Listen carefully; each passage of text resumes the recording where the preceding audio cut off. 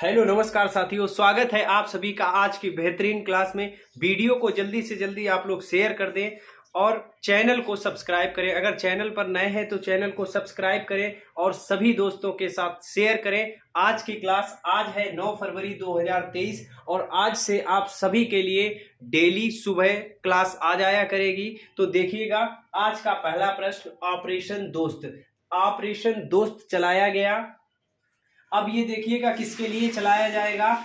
दोस्त दोस्त ऑपरेशन चलाया गया है किसी की मदद के लिए।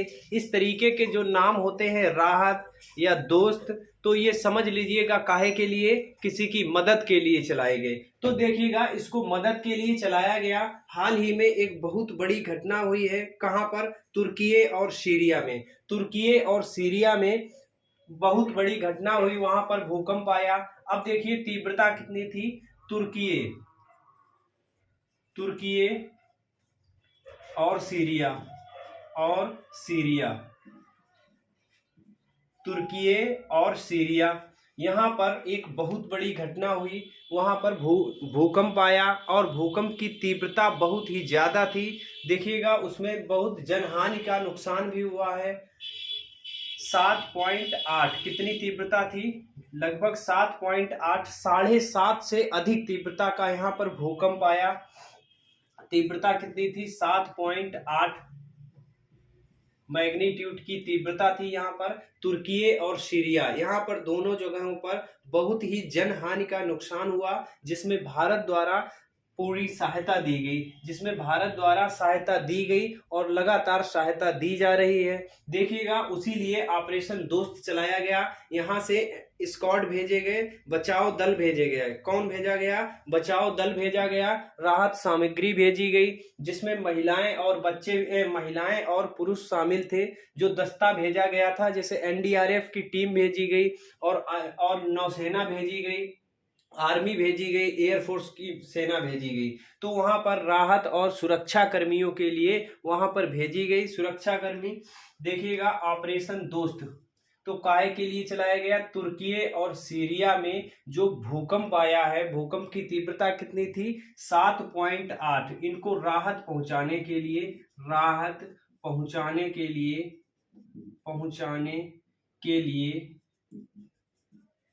चलाया गया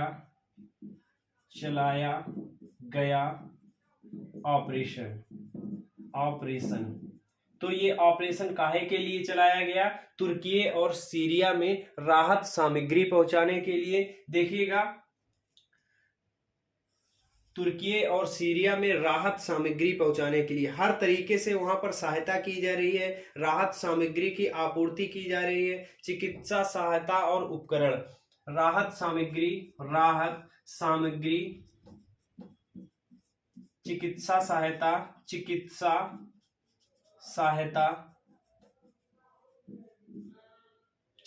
सहायता, बचाव कर्मियों का दल, कर्मी दल। देखिएगा एक डॉग स्क्वाड भी भेजा गया, जिसमें 4 कुत्ते गए हैं। कौन? डॉग स्क्वाड का एक दल भेजा गया, जिसमें 4 कुत्तों को भेजा गया। बहुत उन्होंने सहायता की है वहां पर। तो बचाव कर्मी, इसमें एनडीआरएफ की टीम शामिल है। कौन? एनडीआरएफ की टीम भी गई है। एनडीआरएफ की टीम, देखिएगा एनडीआरएफ का गठन कब हुआ था और एनडीआरएफ पहली बार कहां गया था? तो एनडीआरएफ का गठन 2006 में हुआ था। कब? 2006 में एनडीआरएफ का गठन हुआ था। पहली बार अगर किसी इसको विदेश भेजा गया तो कहां पर भेजा गया? 2011 में जापान में। तो एनडीआरएफ का गठन कब हुआ? 2006। ये याद रखिएगा, एनडीआरएफ का गठन कब हुआ? 2006। और 2011 में इसको जापान भेजा गया था। कहां? 2011 में विदेश हेतु जापान भेजा गया। कहां पर?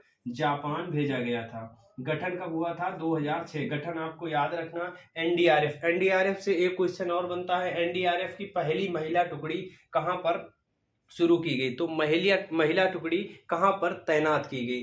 पहली महिला टुकड़ी कहां पर? गढ़मुक्तेश्वर हापुड़। कहां पर? गढ़मुक्तेश्वर हापुड़, गंगा नदी पर बचाव दल के लिए उनको तैनात किया गया था। कहां पर? गढ़मुक्तेश्वर हापुड़, याद रखिएगा। और ऑपरेशन दोस्त किससे संबंधित है? तुर्की और सीरिया में सहायता के लिए, ये याद रखिएगा। अब इसकी जानकारी किसने दी? एस जयशंकर। किसने जानकारी दी? एस जयशंकर। एस जयशंकर ने जानकारी साझा की। जानकारी साझा की। साझा की। किसने जानकारी साझा की? एस जयशंकर। एस जयशंकर कौन है? हमारे विदेश मंत्री। एस जयशंकर कौन है? विदेश मंत्री। इन्होंने जानकारी साझा की। आगे देखिएगा, ऑपरेशन मैत्री। ऑपरेशन मैत्री काहे के लिए चलाया गया?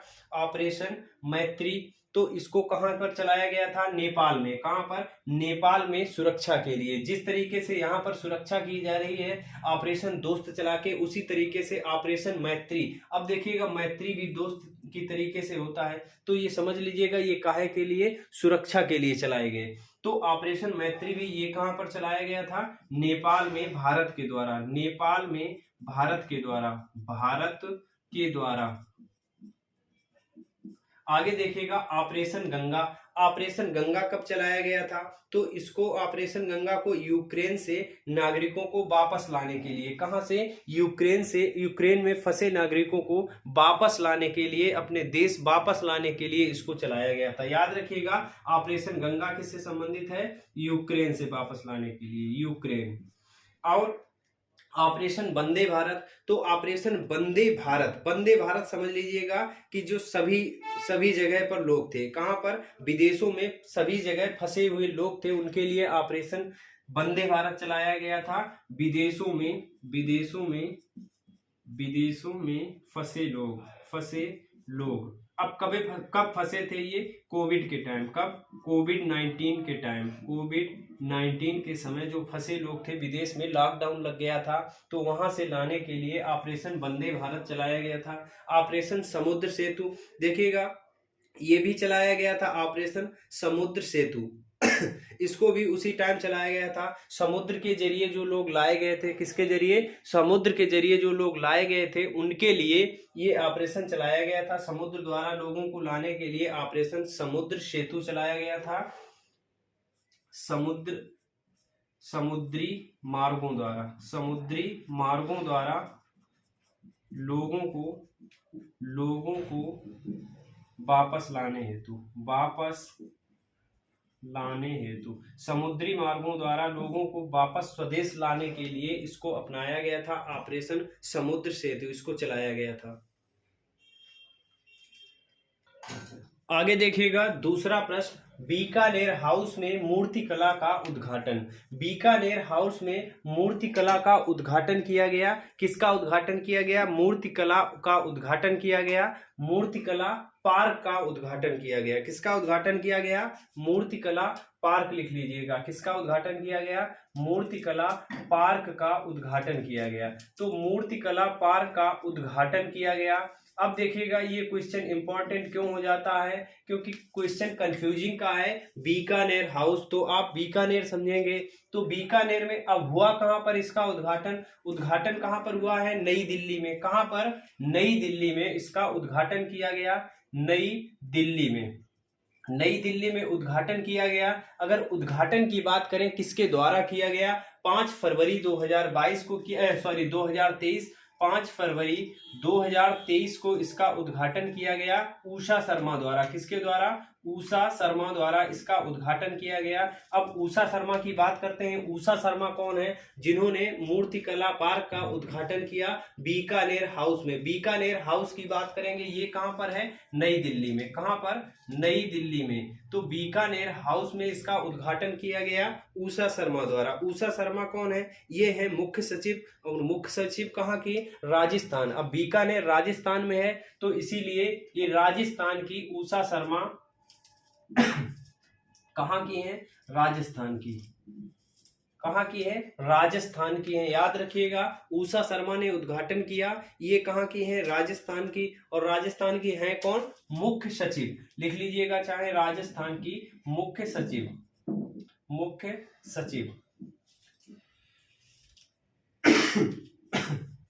देखिएगा, बीकानेर हाउस याद रखिएगा, इसमें मूर्तिकला पार्क का उद्घाटन किया गया। अत्याधुनिक आधुनिक कला एवं संस्कृति की झलक देखने को मिलेगी इसमें। आधुनिक कला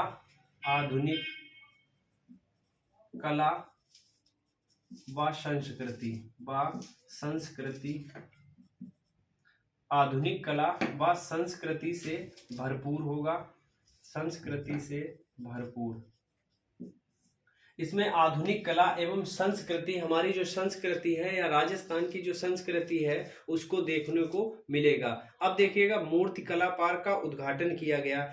एकल्पचर पार्क, क्या कहते हैं इसको? एकल्पचर पार्क, ये याद रखिएगा, एकल्पचर पार्क, मूर्ति कला पार्क या एकल्पचर पार्क, एकल्पचर पार्क।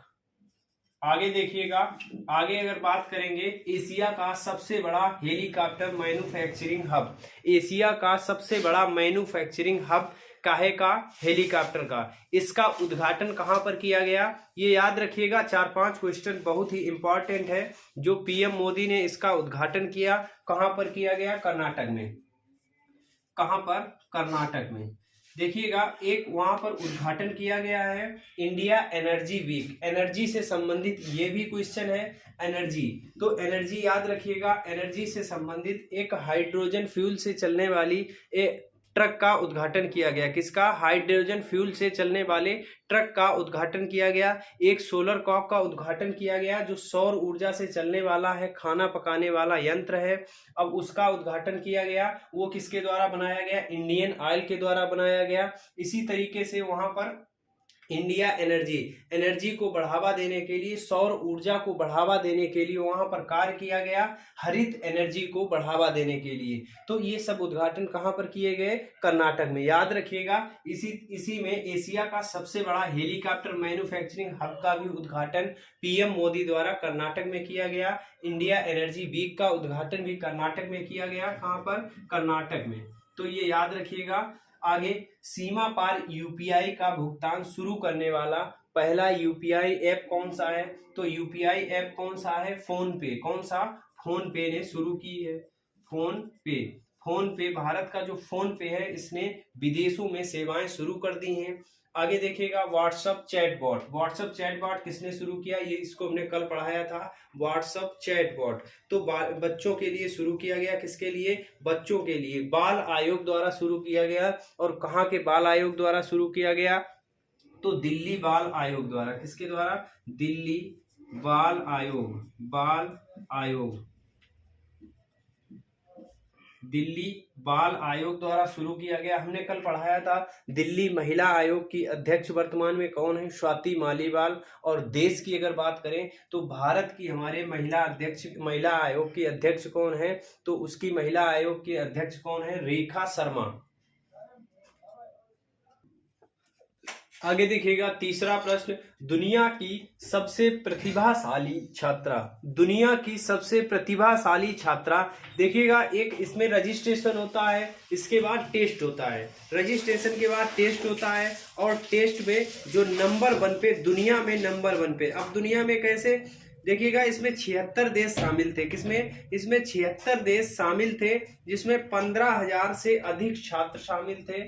76 देश शामिल थे, 76 देश, और 76 देशों के 15,000 से अधिक, 15,000 से अधिक छात्र, 15,000 से अधिक छात्राएं थी। कौन थी? 15,000 से अधिक छात्र या छात्राएं, 15,000 से अधिक छात्र छात्राएं शामिल थे। और उनमें नंबर 1 पे कौन आई है? भारतीय मूल की नताशा। कौन? भारतीय मूल की नताशा। देखिएगा, भारतीय मूल की अमेरिकी हैं, अमेरिका में रहती हैं। भारतीय मूल में इनके माता पिता रहते थे। तो भारतीय मूल की है, कहाँ की? चेन्नई की। कहाँ की? भारतीय मूल की चेन्नई की है, और रहती कहाँ पर है? अमेरिका में। तो इनको नंबर 1 पर मिला है स्थान। किनको? नताशा को। नाम क्या है पूरा? नताशा पेरियाना यानम, नताशा पेरियाना यानम। देखिएगा, नताशा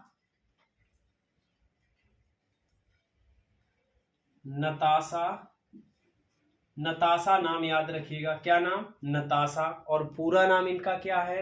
नताशा पेरियाना यागम, यागम या यगम। तो नताशा पेरियाना यागम याद रखिएगा। अब देखिएगा ये कहाँ की है, भारतीय मूल की अमेरिकी, भारतीय मूल की अमेरिकी भारतीय मूल की अमेरिकी हैं। अब भारतीय मूल की अगर बात करें तो कहां से, चेन्नई से, कहां से, चेन्नई से हैं। उम्र उम्र कितनी है इनकी, 13 वर्ष की, कितनी उम्र है, तो 13 वर्षीय है नताशा पेरियानायानम। अब यागम, अब देखिएगा दुनिया की सबसे प्रतिभाशाली, दुनिया की सबसे प्रतिभाशाली है ये नताशा पेरियाना।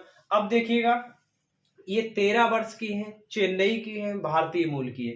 नताशा से आपको याद आ रहा होगा, हमने एक बार पढ़ाया था स्लोवानिया की पहली महिला राष्ट्रपति, कहाँ की, नताशा पर्क मूसर, क्या नाम था, नताशा पर्क मूसर, पर्क मूसर। तो इससे याद रखिएगा, को रिलेट करिएगा नताशा और नताशा, ये कहाँ की है, भारतीय मूल की अमेरिकी है, भारतीय मूल की अमेरिकी है, चेन्नई में। और ये भी याद रखिएगा लगातार दूसरी बार बनी है, कौन, ये लगातार दूसरी बार ये विजेता रही, या लगातार दूसरी बार सबसे प्रतिभाशाली, लगातार दूसरी बार, लगातार दूसरी बार, तो लगातार दूसरी बार सबसे प्रतिभाशाली रही।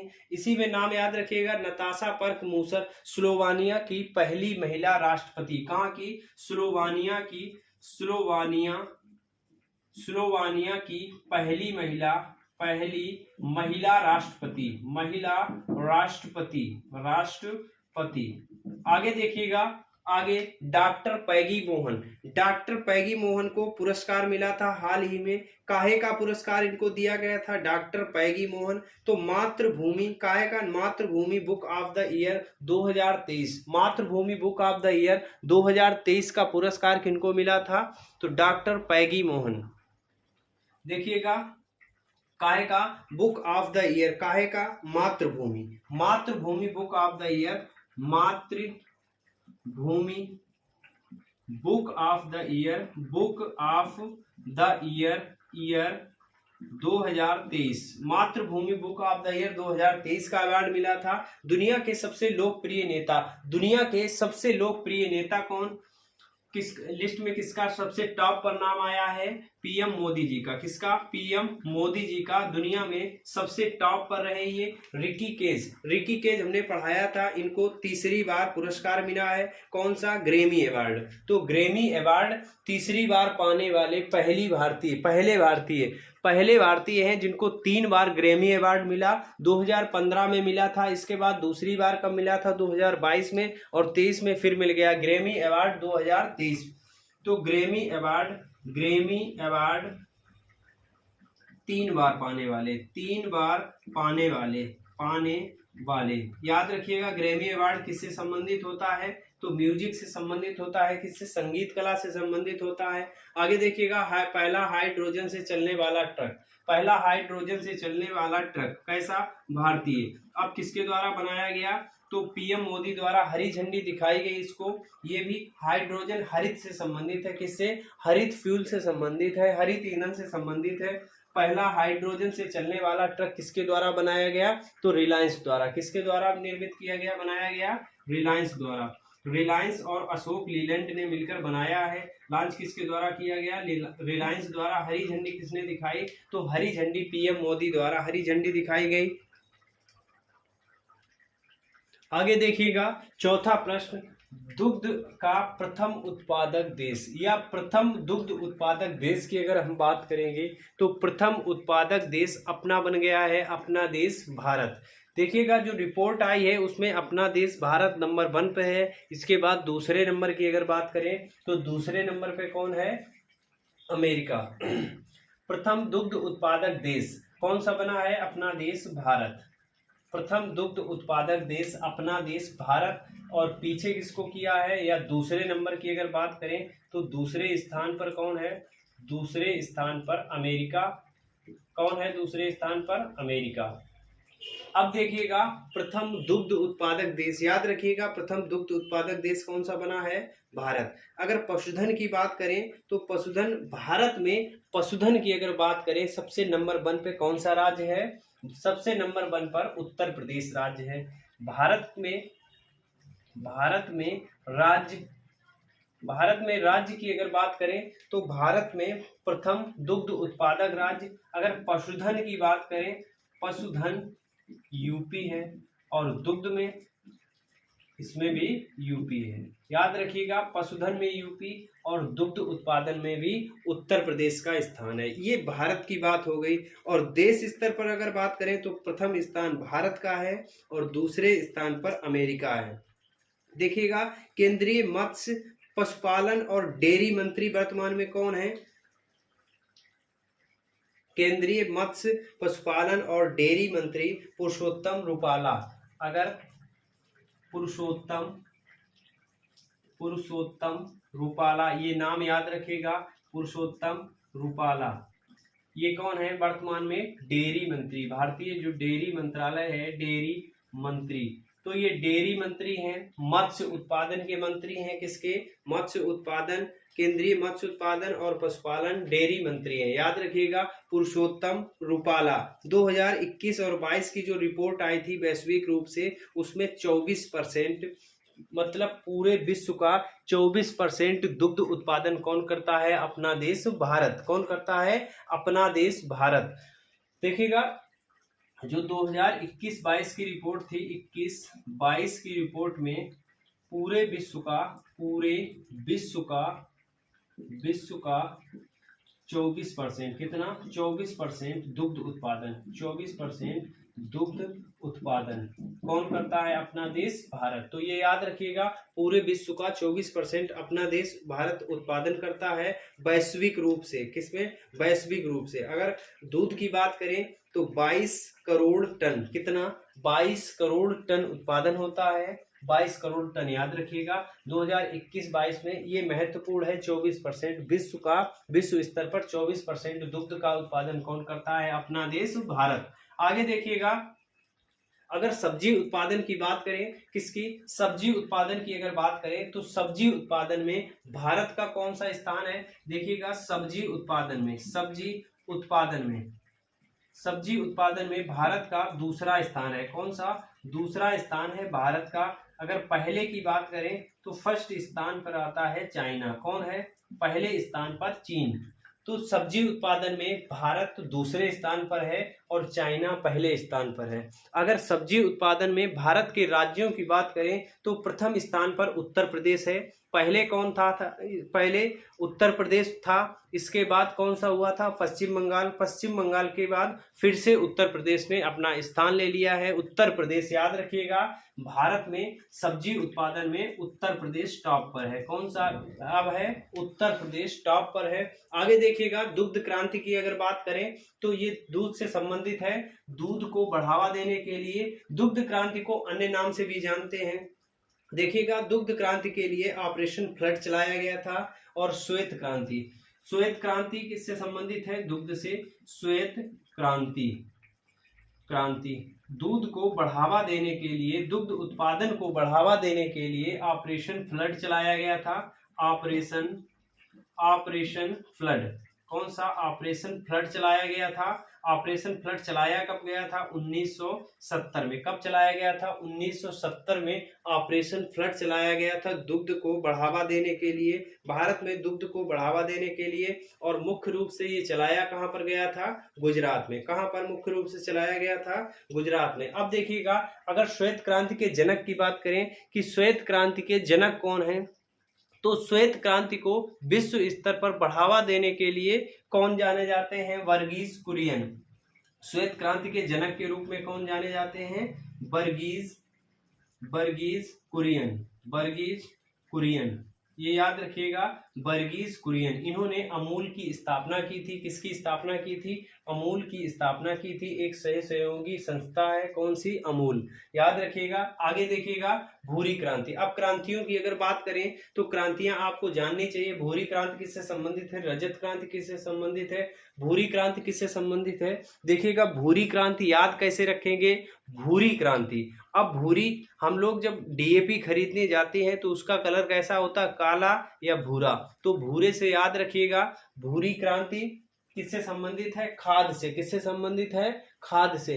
हमें जब भूरी क्रांति आएगी तो याद आ जाना चाहिए डीएपी से। तो डीएपी कैसी होती है? भूरी होती है। और भूरी क्रांति खाद से संबंधित है या उर्वरक से संबंधित है? किससे? उर्वरक से।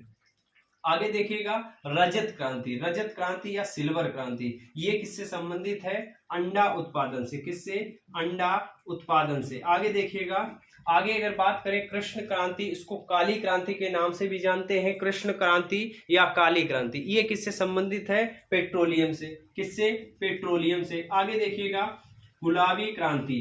तो गुलाबी क्रांति किससे संबंधित है? गुलाबी क्रांति। गुलाबी आप लोग सब्जी वब्जी बनाते हैं तो देखा होगा प्याज का कलर कैसा होता है? गुलाबी टाइप का। कैसा होता है? गुलाबी। तो ये किससे संबंधित है? प्याज से। किससे? प्याज। अब देखिएगा प्याज से संबंधित है और किससे? और झींगा मछली से। किससे? झींगा मछली से। याद रखिएगा झींगा मछली। झींगा मछली। तो प्याज और झींगा मछली से संबंधित। झींगा मछली। झींगा मछली और प्याज से संबंधित है कौन सी क्रांति?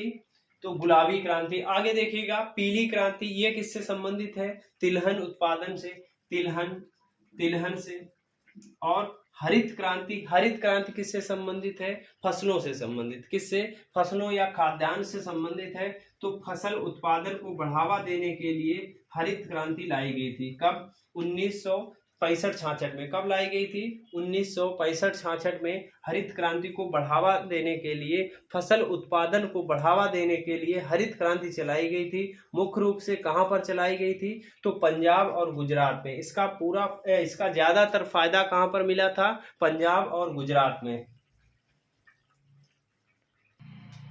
आगे देखिएगा पांचवा प्रश्न, दुनिया की सबसे प्रशंसित कंपनी बन गई है। दुनिया की सबसे प्रशंसित कंपनी बन गई है। जिस तरीके से दुनिया के सबसे लोकप्रिय नेता कौन बने हैं? पीएम मोदी जी बने हैं अपने देश के। कहाँ के? अपने देश भारत के पीएम मोदी नेताजी बने हैं।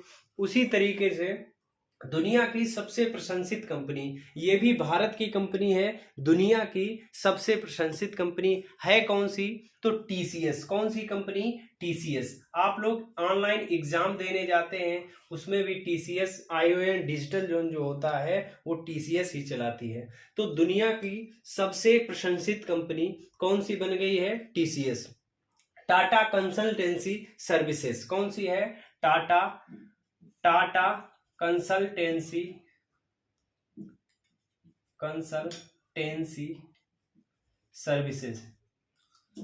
सर्विसेज।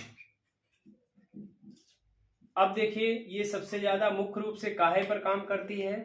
तो ये सॉफ्टवेयर पर। किस पर? सॉफ्टवेयर पर आधारित कंपनी है। किस पर आधारित? सॉफ्टवेयर का काम सबसे ज्यादा करती है। सॉफ्टवेयर पर आधारित ये कंपनी है टाटा कंसल्टेंसी सर्विसेज। इसकी स्थापना कब हुई थी? तो मुंबई में इसकी स्थापना हुई थी। कहां पर? मुंबई में इसकी स्थापना हुई थी 1968 में। कब? 1968 में इसकी स्थापना हुई थी मुंबई में। कहां पर? मुंबई में। तो ये याद रखिएगा मुंबई 1968 टीसीएस की स्थापना हुई थी। अब देखिएगा इसकी स्थापना किसने की थी? तो स्थापना की थी फकीर चंद कोहली ने। किसने? फकीर चंद कोहली ने और रतन टाटा ने। फकीर चंद कोहली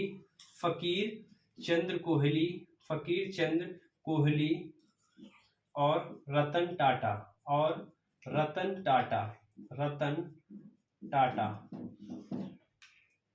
रतन टाटा ने फकीर चंद कोहली के साथ मिलकर इसकी स्थापना की थी। कब की थी? 1968 में। हेडक्वार्टर की बात करें तो हेडक्वार्टर कहां पर है? मुंबई में इसका हेडक्वार्टर है। अब देखिएगा दुनिया की सबसे प्रशंसित कंपनी है। किसकी?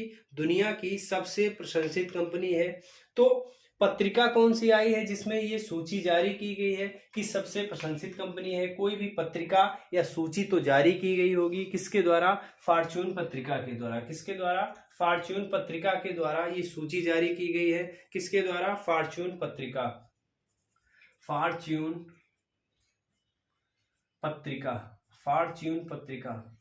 अब देखिएगा ये फॉर्च्यून पत्रिका भी सर्वश्रेष्ठ पत्रिका है। कैसी पत्रिका है? सर्वश्रेष्ठ। कारपोरेट प्रतिष्ठा की बैरोमीटर के रूप में जानी जाती है। कारपोरेट प्रतिष्ठा कारपोरेट प्रतिष्ठा कारपोरेट प्रतिष्ठा की बैरोमीटर के रूप में जानी जाती है, बैरोमीटर। अब देखिएगा बैरोमीटर इसमें क्यों शब्द लगा दिया गया, क्योंकि सबसे अच्छी लिस्ट आती है इसकी, सबसे बेहतरीन लिस्ट आती है, इसीलिए सबसे अच्छे स्टैंडर्ड रूप से इसको माप तोल कर बनाया जाता है, इसको पत्रिका लिस्ट को, इसीलिए फॉर्च्यून पत्रिका नंबर 1 की पत्रिका प्रतिष्ठित पत्रिका के रूप में जानी जाती है। अब देखिएगा आगे ग्रीन हाइड्रोजन हब बनाएगा, अगले 2 साल में ग्रीन हाइड्रोजन हब के रूप में तैयार करेगा, ग्रीन हाइड्रोजन हब के रूप में अगले 2 साल, कितने वर्ष में, अगले 2 साल में, अगले 2 वर्ष में ग्रीन हाइड्रोजन के रूप में विकसित करेगा, किसको, केरल।